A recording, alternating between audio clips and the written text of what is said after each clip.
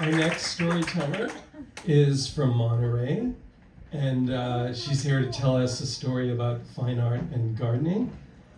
Elizabeth Murray. In 1982, I was living here in Monterey, and I married my college sweetheart. And I was working as a gardener, and I had 9 people working for me, and I just loved my job. And we got pregnant right away, and I just felt like my world was amazing. But within 2 years, I was divorced without a child. We had lost that pregnancy. And I moved to Carmel, and I was putting my life back together.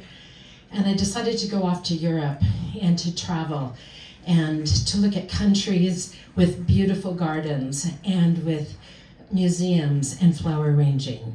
3 of my big dreams. And the time I got to France, it was my 11th country, and it was the country I wanted to go to the most. And by that time I had lost my passport in Italy, and I was kind of disheveled and kind of beside myself with my little backpack, and I had one phone number of a friend. I called her and she said, come over, spend the night. And the next morning she brought me to Giverny, to Monet's garden. And this was the garden I wanted to go to the most. And when I walked in, it was in September, and it was so beautiful. The arches in the Grand Allée were full of roses, and the nasturtiums were making a full tunnel effect. And then over at the water garden, the water lilies were in bloom with the bridge, and I had studied all of Monet's paintings, and I was enchanted. And I told my French friend, I would love to work here. I want to put my hands in the dirt. I want to contribute to this garden. And she suggested that I just come back the next day. And I said, no, I want to work here. To know a garden is to work in the garden. So she said, let's talk to a gardener. And with her French, we talked to a gardener, and he said, don't talk to Monsieur Maillet, who's the head gardener here. You must go to Paris. You must talk to Monsieur Vanderkamp. You'll find him at Christie's. I didn't know really what that meant, but I got the phone number, and for 2 weeks, I called every day. And his secretary would say, well, who are you anyway? I said, I'm a gardener from California. I'm in love with Monet's garden. Well, we have no time for you. And so for 2 weeks I called, and finally, when I was about to give up, she said, you can see him if you can be here in 20 minutes, but I don't have time to tell you how to get here. I said, no problem. I was in my nightgown. I changed my clothes really quick. I put on my clothes. I went outside. It was pouring rain. I got a taxi. Then all of a sudden it was bumper to bumper traffic. So I got out of the taxi. I started running down the road, and I realized, oh, this is where all the fancy auction houses are, the fancy antiques. I opened up the door, and here was parquet floors, all these really elaborate antique furniture, and I was escorted into Monsieur Vanderkamp's office, and he was about, I don't know, 6 and 8 inches or something, with a big, huge flower and a silver cigarette holder, and he reached across his desk and he said, enchanté.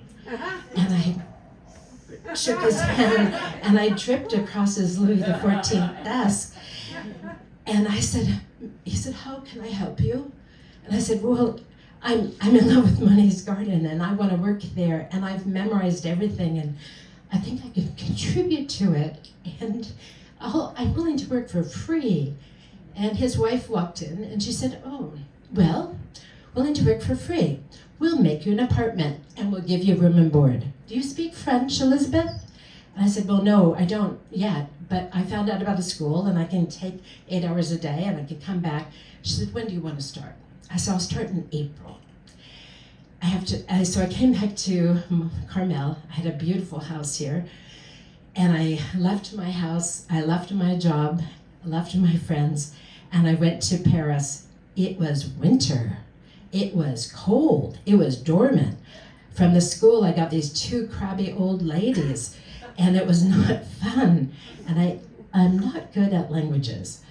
So after struggling with my French, I went out to Giverny in April 1st to begin. And Monsieur Vaillet did not like a woman. He had never had a woman in the garden. So here I was working hard, couldn't be in the gardener's shed. I had to use my little California clothes. We're not used to those kind of rains. He made me weed in the pouring rain. And I thought, I didn't give up my job and my home for this. I have to contribute more. So I said, could I prune the roses?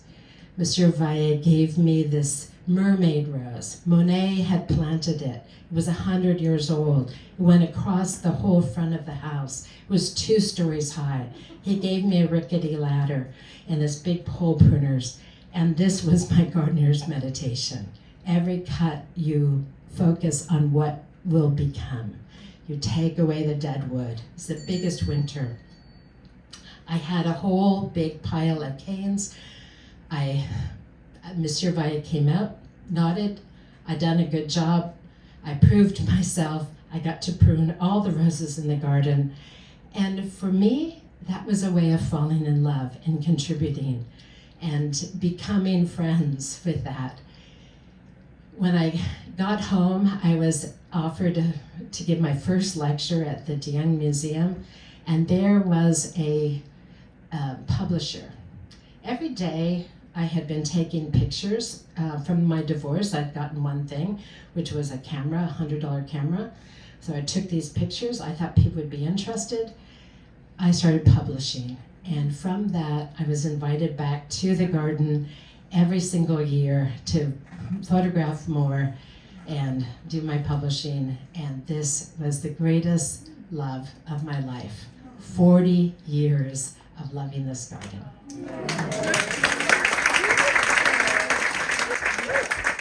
Good hand for Elizabeth Murray.